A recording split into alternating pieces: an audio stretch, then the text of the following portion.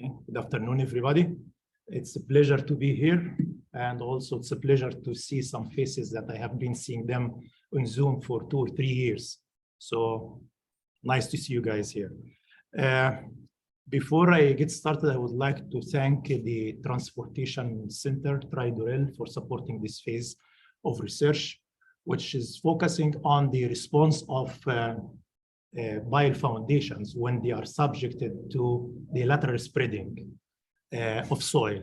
So to make this problem clear, am I right here?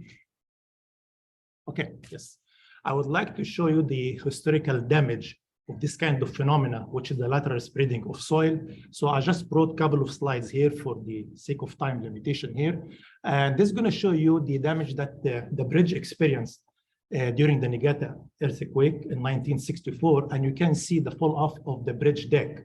In fact, this happened because of the impact of the earthquake on a soil that's susceptible to liquefaction. I'm going to explain this clearly later on. And because of the soil liquefaction, the pile foundation and the pier of the bridge, they lost significant part of the lateral support under the earthquake from the soil. And as a result, they suffered a kind of extreme deflection that caused the fall off of this bridge deck. The next one, which is the Shelly earthquake, that will show you exactly how the soil is piling against the bridge pier and the foundation. This is lateral spreading, in fact. So what's happened here, due to the soil liquefaction during the earthquake, the soil lost significant portion of its shear strength, and as a result, the upper layer of soil starts sliding against the pile foundation and the bridge. This is a kind of imposing huge lateral force on the pile foundation and cause huge damage. To make the picture clear here, let me show you the characterization of the problem. In fact, this is a problem maybe around 30 or 40 years old. It's not new. So what you see over there, it's a kind of characterization for the problem with Professor Fenn and many other pioneers in this field address this kind of mechanism when the soil is subject to lateral spreading. When you have pile foundation, pile group like this one, and this is pile cap, piles embedded in a soil profile like this. And we have one of the soil, which is, it has a kind of high potential for liquefaction. So this kind of loose sand suffered during the earthquake, suffered a kind of complete liquefaction or full liquefaction. This means that it lost all of its shear strength. So as a result, this kind of layer is going to start spreading laterally, even with very small slope of ground surface to ground level, a kind of 2, 3, 4 degrees. You do not need to have a kind of extensive or large slope to trigger this kind of lateral spreading. But the problem is not only the lateral spreading of the liquefied soil. The problem that when we have lateral spreading for this soil is going to take the overlaying layer above it, which is non-liquefied, but it's going to be like floating on that liquefied soil. So that upper layer, which is the non-liquefiable one, let me call it the crust layer, is going to be sliding also laterally and imposing huge lateral force on the pile foundation that could damage that foundation. So what we see from this characterization, that the only left for us or for the bridge to have lateral resistance is the lower layer of soil that can support the bridge. This is going to explain to you the damaging effect of lateral spreading on the pile foundation. So we can characterize it, but in fact, we need to solve it. So in fact, to solve it, we have to understand the problem that we have. So if you see this kind of figure for the pile foundations, cap, piles, you see that the cap is subject to lateral load from the crust layer, lateral load also from the other crust layer acting on the piles themselves. And you can see the liquefied layer here, that's going to have just a kind of very small lateral force on the pile because it's already liquefied and losing its shear strength. So you can see the large depth that the pile is going to be suffering force from it. And the soil is supposed to provide resistance. It's not supposed to provide driving force on the pile group. That's why we have this problem there. Okay. In order to achieve our goal here, in fact, characterization, okay, we know it, but we need to solve the problem. We would like to assess or evaluate the lateral response of the pile group embedded in that soil.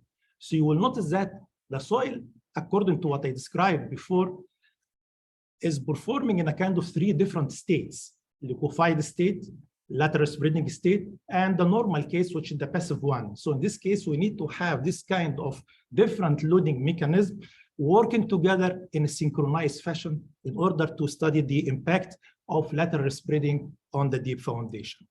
So what do we need, in fact, to build? We need models. So we need soils and we need soil pile models. It's not just one model. We are going to have different models.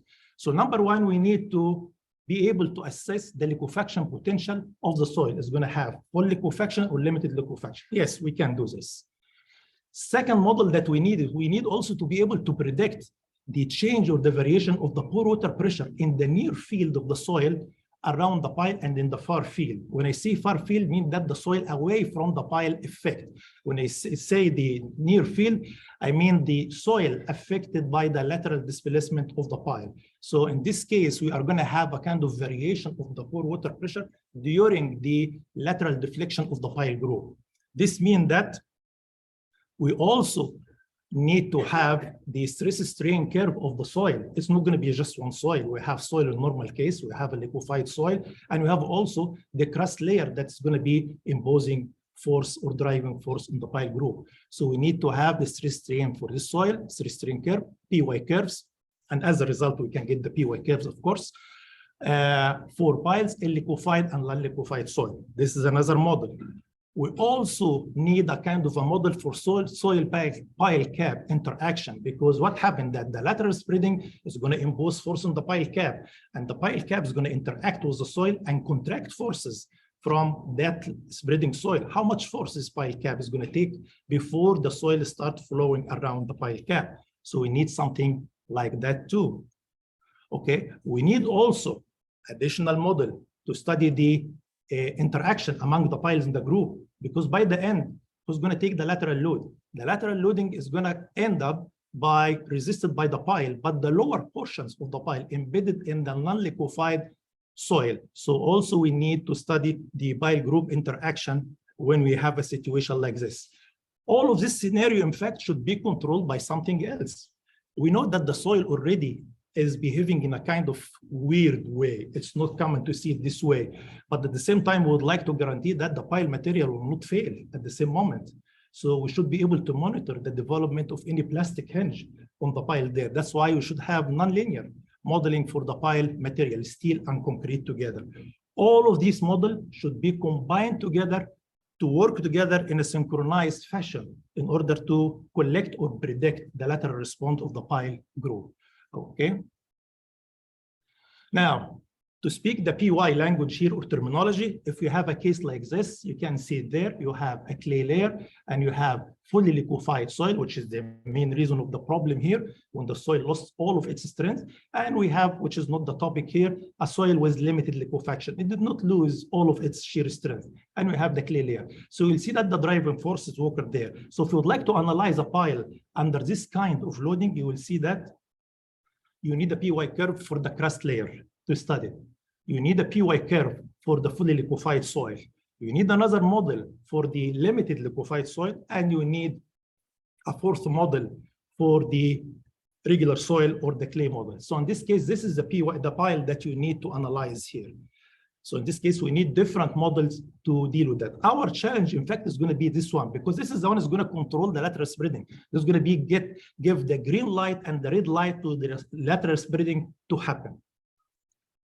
Okay, so if you'd like to talk about this topic, just give you quick information about current practice, just a couple of the cases. This one, by Kibrinovisky there, and it's a model that said, okay, let's analyze the pile, assuming that we have a reduction in the PY curve of the liquefied soil using a reduction factor here, multiplier, and assume that you have full passive force acting on the pile in the crust layer. So in this case, you have driving force here, we have a kind of limited or small resistance from the soil there, and go ahead and analyze it this way. How to get the reduction factor from field data. Okay. Another procedure, which is Caltrans. Can I move this thing away? Yes, can I hide it?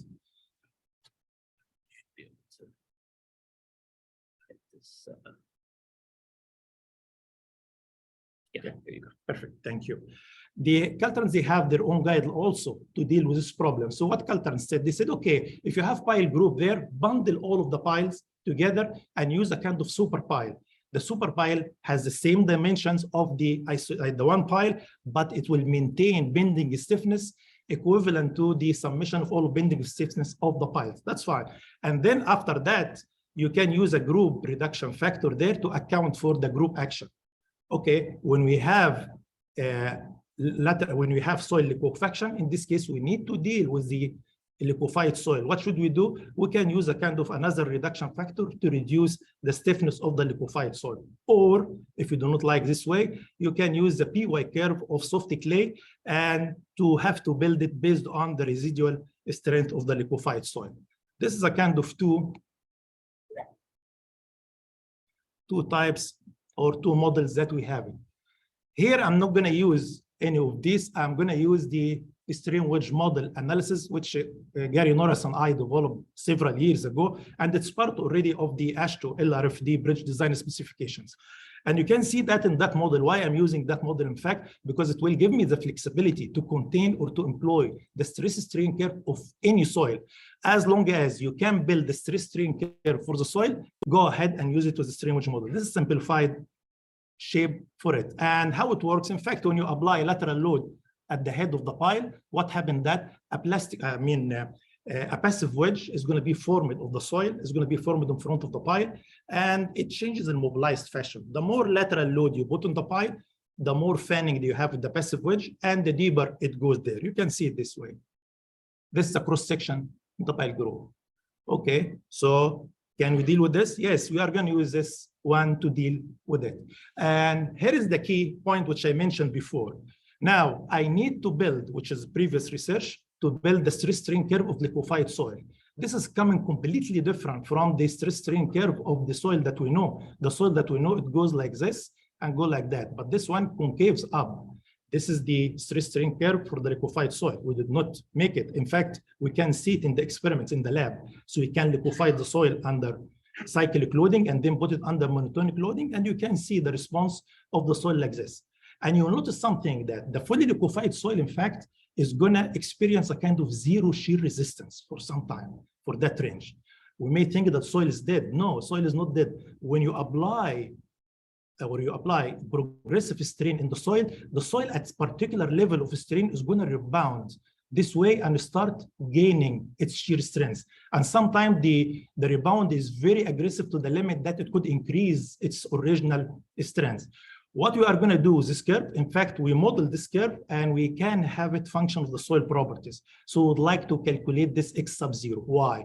Because this is the range for the soil that's going to tell us that we have full liquefaction. Oh my gosh. We have full liquefaction that is going to be, once we reach that one, the lateral spreading is going to end. So we will be able to do this. Forget about this. This is a simulation of the cyclic loading. And at the same time that we can build the stress strain curve over there. Okay. Once I have it, I can come with PY curve, and you can see a comparison here between our PY curve and the field one. Okay. We can build the stress strain curve based on the basic soil properties, not sophisticated. So would you like to validate it? Yes, we can validate it in a comparison with field data by Shamoto over there, and we can get the range of the lateral spread of a layer when it takes place, so we can compare it with the field data, which is very convenient for us. Okay, this is a comparison for lateral spreading here, acting on pile from Niigata earthquake, and this one was published in '91, and for the courthouse. And you can see that this is a perfect case for lateral spreading, and you can see that we are using this in our model, and we can compare it. So you'll see that you have two plastic hinges formed over there at the top and at certain depths. This happened in reality. If we use it in our case, you will see that you can get very good comparison here for the both cases, for the deflection of the pile and for the formation of the pile, or the formation of the plastic hinge along the pile. Here is the nonlinear model that we have it there.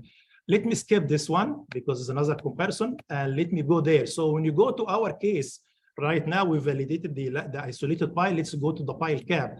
Pile cap, you will see that, or the pile group. Pile cap is going to be subject to this lateral load, and then another driving load from the non-liquefied soil, and then the liquefied one.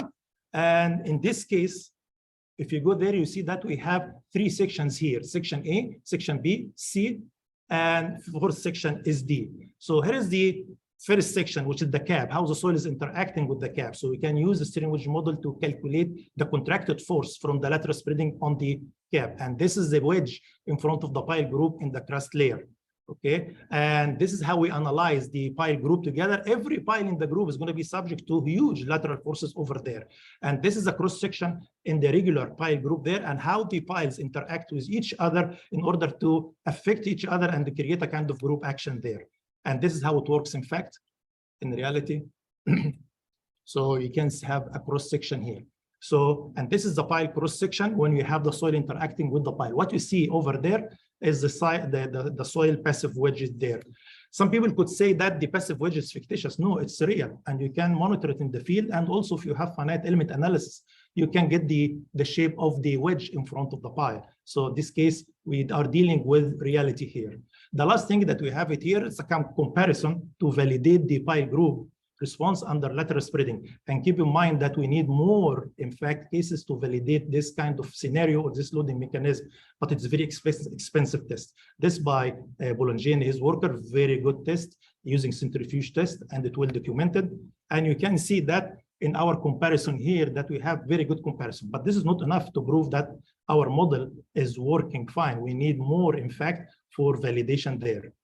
Okay, so in conclusion here that you will see that both kinematic and the inertial force need to be considered and analyzed in synchronized fashion, not independently. All of them, they should be analyzed together in progressive, iterative way. So in this case, we can monitor the development of lateral spreading and when the lateral spreading stops.